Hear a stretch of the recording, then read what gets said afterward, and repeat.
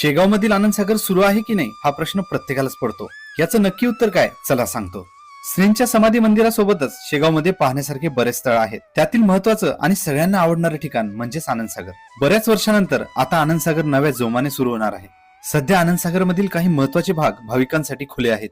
जसं की त्यातील पहिला भाग म्हणजेच आध्यात्मिक केंद्र. मधोमध श्री गजानन महाराजांची शिल्पाकृती आणि अर्धवर्तुळात देशातील महान संतांचे शिल्प असं हे सुंदर ठिकाण आहे. इथून थोडं पुढे चालत गेलं की दिसतं दुसरं ठिकाण म्हणजेच भव्य शिवालय. हे शिवालय दर्शनासाठी सध्या खुलं आहे. या मंदिराच्या शेजारीच विशाल आकाराचा नंदी व आतमध्ये मनोहर असं शिवलिंग आणि श्रींची प्रतिमा असं हे सुंदर मंदिर आहे.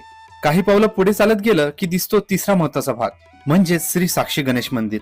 या मंदिरामागेच एक मोठं जलाशय आहे. येथून प्रसिद्ध अशा ध्यान केंद्राचा छान व्ह्यू दिसतो. लवकरच हा पुढील परिसर आणि ध्यान केंद्र सुद्धा सुरू होणार आहे. सोबतच काही नवीन शिल्प आणि प्रस्तावित मंदिरं यांचं काम